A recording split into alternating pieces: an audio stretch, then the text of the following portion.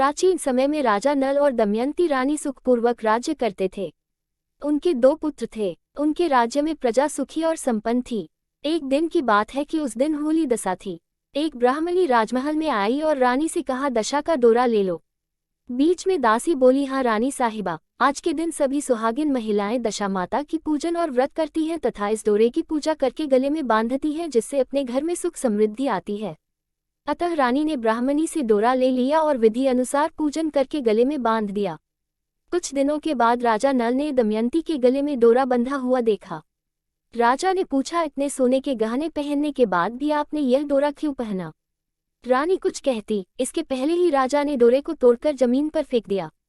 रानी ने उस डोरे को जमीन से उठा लिया और राजा से कहा, यह तो दशामाता का डोरा था, आपने उनका अपमान करके अच्छा नहीं किया। जब रात्रि में राजा सो रहे थे तब दशामाता स्वप्न में बुढ़िया के रूप में आई और राजा से कहा, हे राजा, तेरी अच्छी दशा जा रही है और बुरी दशा आ रही है। तूने मेरा अपमान करने अच्छा नहीं किया। ऐसा कहकर बुढ़िया दशा माता अंतर ध्यान हो गई। अब जैसे तैसे दिन बीतते गए, वैसे वैसे कुछ ही दिनों में राजा के ठाट बाट, हाथी घोड़े, लाव लश्कर, धन धान्य, सुख शांति सब कुछ नष्ट होने लगे। अब तो भूखे मरने का समय तक आ गया। एक दिन राजा ने दमयंती से कहा, तुम अपने दोनों बच्चों को लेकर अपने मायके चली जाओ। रानी ने कहा, मैं आपको छोड़कर कहीं नहीं जाऊंगी। जिस प्रकार आप रहेंगे उसी प्रकार मैं भी आपके साथ रहूंगी। तब राजा ने कहा, अपने देश को छोड़कर दूसरे देश में चलें। वहां जो भी काम मिल जाएगा वही काम कर लेंगे। इस प्रकार नल दमयंती अपने देश को छोड़कर चल दिए। चलते चलते रास्ते में भीर राजा का महल दिखाई दिया। वहां राजा ने अपने दोनों बच्चों को अमानत के तौर पर छोड़ दिया। आगे चले तो रास्ते में राजा के मित्र का गांव आया। राजा ने रानी से कहा, चलो हमारे मित्र के घर चलें। मित्र के घर पहुंचने पर उनका खूब आदर सत्कार हुआ और पकवान बनाकर भोजन कराया। मित्र ने अपने शयन कक्ष में सुलाया। उसी कमरे में मोर की आकृति की खूंटी पर मित्र की पत्नी का हीरो जड़ा कीमती हार टंगा था। मध्यरात्रि में रानी की नींद खुली तो उन्होंने देखा कि वह बेजान खूंटी हार को निगल रही है। यह देखकर रानी ने तुरंत राजा को जगाकर दिखाया और दोनों ने विचार किया कि सुबह होने पर मित्र के पूछने पर क्या जवाब देंगे, अतः यहाँ से इसी समय चले जाना चाहिए। राजा रानी दोनों रात्रि को ही वहां से चल दिए। सुबह होने पर मित्र की पत्नी ने खूंटी पर अपना हार देखा। हार वहां नहीं था। तब उसने अपने पति से कहा, तुम्हारे मित्र कैसे हैं जो मेरा हार चुराकर रात्रि में ही भाग गए हैं? मित्र ने अपनी पत्नी को समझाया कि मेरा मित्र कदापि ऐसा नहीं कर सकता, धीरज रखो, कृपया उसे चोर मत कहो। आगे चलने पर राजा नल की बहन का गांव आया। राजा ने बहन के घर खबर पहुंचाई कि तुम्हारे भाई भौजाए आए हुए हैं। खबर देने वाले से बहन ने पूछा, उनके हाल चाल कैसे हैं? वह बोला, दोनों अकेले हैं, पैदल ही आए हैं तथा वे दुखी हाल में हैं। इतनी बात सुनकर बहन थाली में कांदा रोटी रखकर भैया भाभी से मिलने आई। राजा ने तो अपने हिस्से का खा लिया, परंतु रानी ने जमीन में गाड़ दिया। चलते चलते एक नदी मिली। राजा ने नदी में से मछलियां निकालकर रानी से कहा, तुम इन मछलियों को भूंजो, मैं गांव में से परोसा लेकर आता हूँ। गांव का नगर सेठ सभी लोगों को भोजन करा रहा था। राजा गांव में गया और परोसा लेकर वहां से चला तो रास्ते में चील ने झपट्टा मारा तो सारा भोजन नीचे गिर गया। राजा ने सोचा कि रानी विचार करेगी कि राजा तो भोजन करके आ गया और मेरे लिए कुछ भी नहीं लाया। उधर रानी मछलियां भूंजने लगी तो दुर्भाग्य से सभी मछलियां जीवित होकर नदी में चली गईं। रानी उदास होकर सोचने लगी कि राजा पूछेंगे और सोचेंगे कि सारी मछलियां खुद खा गईं। जब राजा आए तो मन ही मन समझ गए और वहां से आगे चल दिए। चलते चलते रानी के मायके का गांव आया। राजा ने कहा, तुम अपने मायके चली जाओ, वहां दासी का कोई भी काम कर लेना, मैं इसी गांव में कहीं नौकर हो जाऊंगा। इस प्रकार रानी महल में दासी का काम करने लगी और राजा तेली के घाने पर काम करने लगा। दोनों को काम करते बहुत दिन हो गए। जब होली दशा का दिन आया तब सभी रानियों ने सिर धोकर स्नान किया। दासी ने भी स्नान किया। दासी ने रानियों का सिर गूंथा तो राजमाता ने कहा, मैं भी तेरा सिर गूंथ दूं।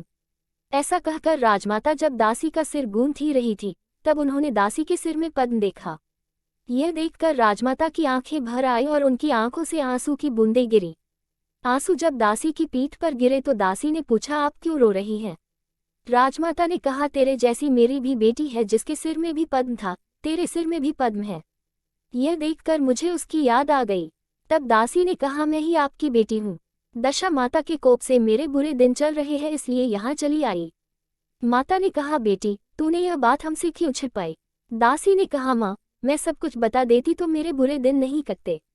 आज मैं दशा माता का व्रत करूंगी तथा उनसे गलती की क्षमा याचना करूंगी।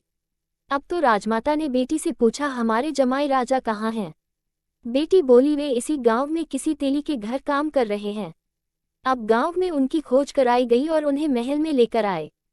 जमाई राजा को स्नान कराया, नए वस्त्र पहनाए और पकवान बनवाकर उन्हें भोजन कराया गया। अब दशामाता के आशीर्वाद से राजा नल और दमयंती के अच्छे दिन लौट आए। कुछ दिन वहीं बिताने के बाद अपने राज्य जाने को कहा।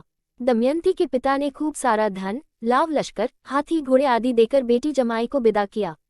रास्ते में वही जगह आई जहां रानी में मछलियों को भूना था और राजा के हाथ से चील के झपट्टा मारने से भोजन जमीन पर आ गिरा था।